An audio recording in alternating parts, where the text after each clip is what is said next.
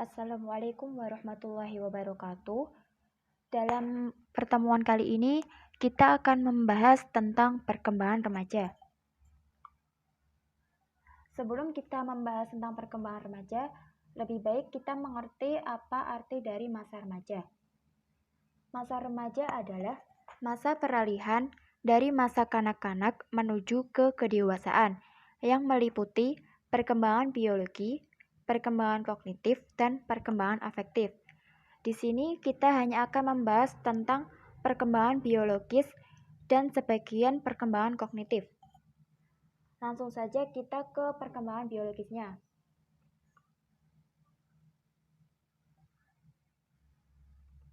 Dalam perkembangan biologis ini terdapat pengaruh faktor genetika terhadap perkembangan remaja. Di sini dibagi menjadi 3 poin. Yang pertama, sifat dasar gen. Yang kedua, metode yang sering dipakai para ahli genetika perilaku.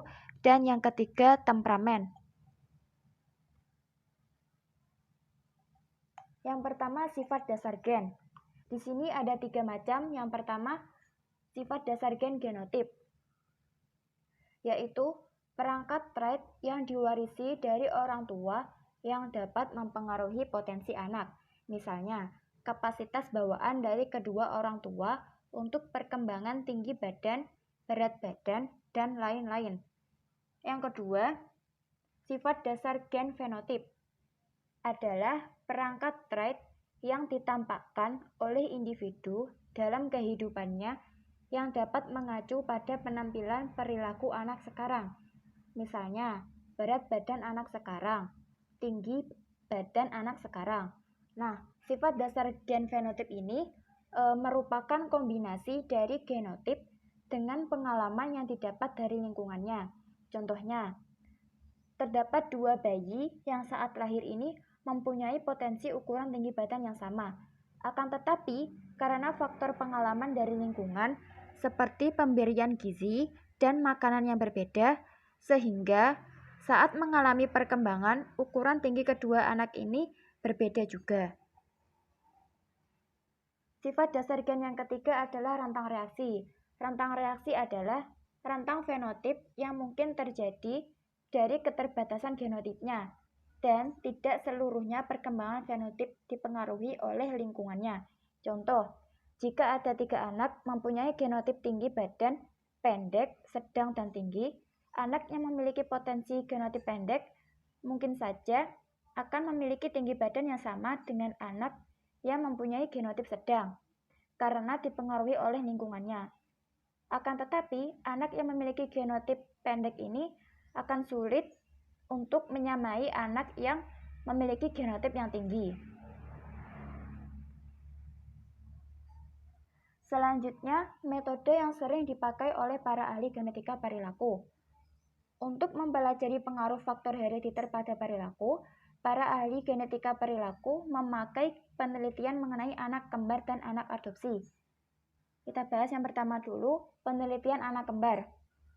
Dalam penelitian mengenai anak kembar ini, kesamaan dari perilaku anak kembar identik diperbandingkan dengan kesamaan perilaku anak kembar fraternal. Apa bedanya? Nah, kembar identik ini tumbuh dari satu sel telur yang dibuahi menjadi 2 replika yang identik, masing-masing menjadi 1 anak. Sedangkan kembar fraternal berkembang dari sel telur yang berbeda dan sperma yang berbeda pula, sehingga secara genetis keduanya ini kurang mirip. Dari penelitian anak kembar ini diperoleh kesimpulan bahwa kembar identik lebih serupa satu sama lain dibandingkan dengan kembar fraternal. Yang selanjutnya, penelitian tentang anak adopsi. Dalam penelitian mengenai anak adopsi ini, peneliti berusaha menemukan apakah perilaku dan ciri-ciri psikologis anak yang diadopsi lebih mirip dengan ciri orang tua angkat yang menyediakan lingkungan rumah atau lebih mirip dengan orang tua biologis mereka yang menyumbangkan faktor bawaan. Dari penelitian ini diperoleh kesimpulan bahwa ternyata tingkat pendidikan orang tua biologis merupakan prediktor yang lebih baik bagi IQ anak angkat daripada orang tua angkat yang menyediakan lingkungan rumahnya. Selanjutnya tentang temperamen. Temperamen adalah gaya perilaku dan cara berespon yang khas yang ditampakkan oleh seseorang. Alexander Chase dan Stella Thomas mengemukakan bahwa ada 3 kelompok temperamen.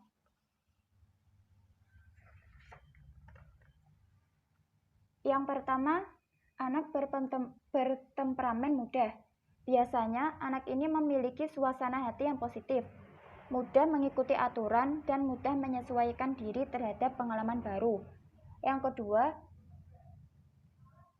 anak bertemperamen sulit. Anak ini cenderung bereaksi negatif dan banyak mengeluh kegiatan rutin kesehariannya tidak teratur dan lambat menyesuaikan diri terhadap pengalaman yang baru. Yang ketiga, anak bertemperamen lambat menghangat. Anak ini menunjukkan tingkat kegiatan yang rendah, sedikit bereaksi negatif, dan penyesuaian diri agak lambat.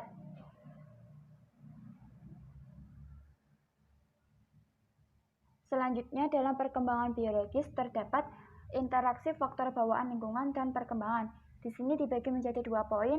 Yang pertama interaksi genotip dan yang kedua pengaruh lingkungan.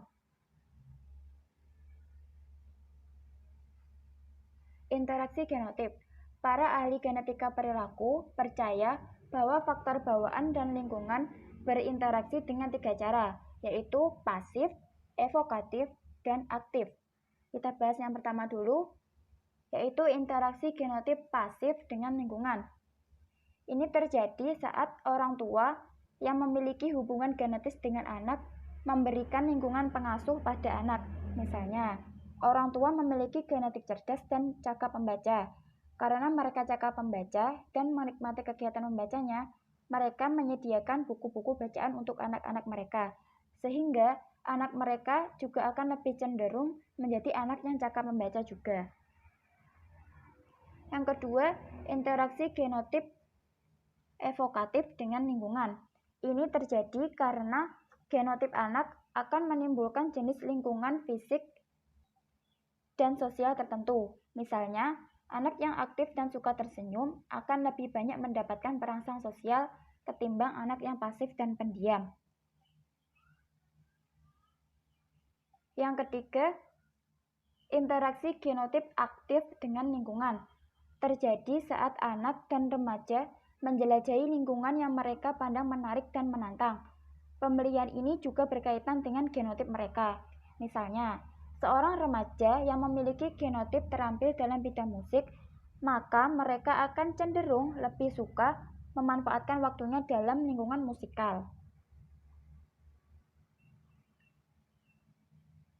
Yang kedua, pengaruh lingkungan. Robert Bloom, seorang ahli genetika perilaku, meyakini bahwa cara pengasuhan yang sama atau lingkungan yang sama memberikan pengaruh yang kecil terhadap variasi perbedaan kepribadian remaja.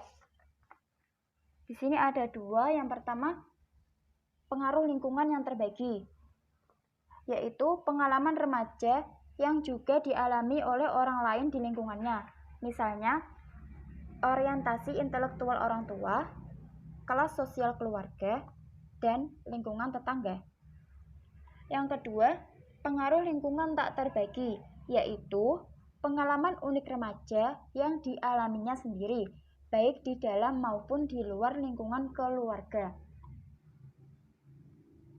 Selanjutnya, dalam perkembangan biologis ini terdapat yang namanya kurva tumbuh kembang.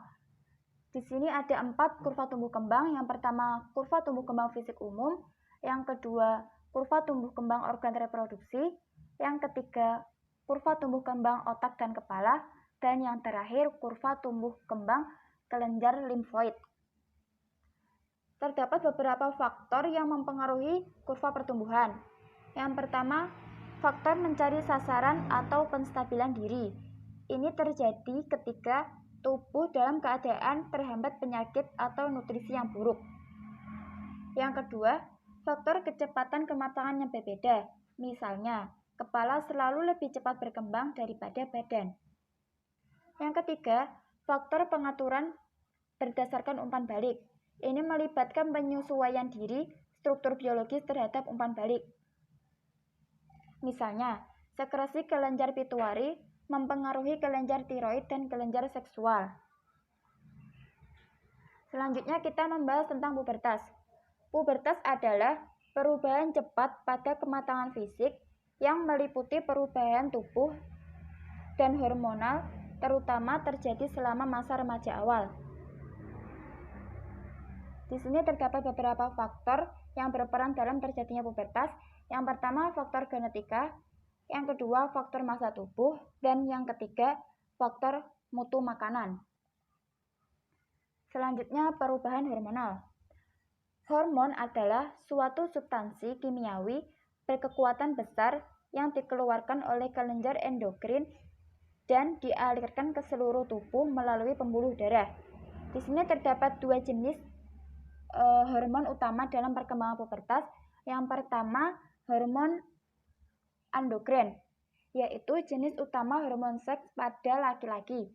Yang kedua, hormon estrogen, yaitu jenis utama hormon seks pada perempuan. Selanjutnya, perubahan fisik. Perubahan fisik yang nyata semasa pubertas ini ada 3. Yang pertama, meningkatnya tinggi badan. Yang kedua, meningkatnya berat badan. Dan yang ketiga, kematangan seksual.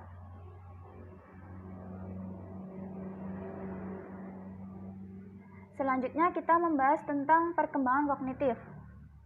Yang pertama, pandangan James Piaget tentang perkembangan kognitif. James Piaget adalah pakar psikologi dari Swiss yang hidup pada tahun 1896 sampai 1980. Piaget ini berpendapat bahwa anak-anak membangun sendiri secara aktif dunia kognitif mereka. Informasi tidak sekedar dituangkan ke dalam pikiran anak lewat lingkungan.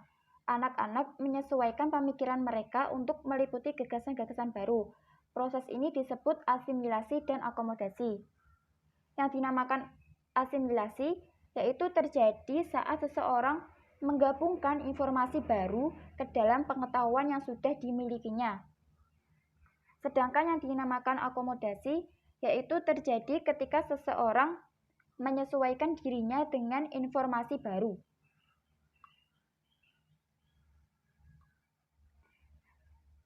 Piaget ini menskemakan perkembangan kognitif manusia menjadi beberapa tahap. Yang pertama, tahap sensomotorik. Ini terjadi saat anak baru lahir sampai berusia 2 tahun. Yang kedua, tahap preoperasional. Ini terjadi saat anak berusia 2-7 tahun. Yang ketiga, tahap operasional konkret. Terjadi saat anak berusia 7-11 tahun. Dan yang terakhir, tahap operasional formal. Terjadi saat anak berumur 11-15 tahun. Yang kedua, pandangan Brunner tentang perkembangan kognitif. Brunner ini berpendapat bahwa peserta didik berpikir dan mencipta melalui inquiry dan peran-peran yang dimainkan dalam pembelajaran. Proses belajar lebih dari sekedar menghasilkan informasi. Brunner dalam memahami karakteristik perkembangan kognitif didasarkan pada tingkah laku sesuai dengan tahapannya. Tahapan yang pertama disebut tahapan enaktif. Pada tahap ini, pengetahuan diperoleh melalui respon-respon motorik. Anak mulai memahami lingkungannya melalui gerakan atau aksi. Tahap yang kedua dinamakan tahap ikonik. Pada tahap ikonik ini, pengetahuan lebih banyak berasal dari gambaran imajinatif. Anak membawa informasi yang didapatnya melalui imajiner. Yang terakhir, tahap simbolik. Pada tahap ini, pengetahuan lebih banyak berasal dari kata-kata yang berubah-ubah, simbol matematika, dan simbol sistem. Pada tahap ini, remaja mulai mampu menyusun gagasannya secara padat.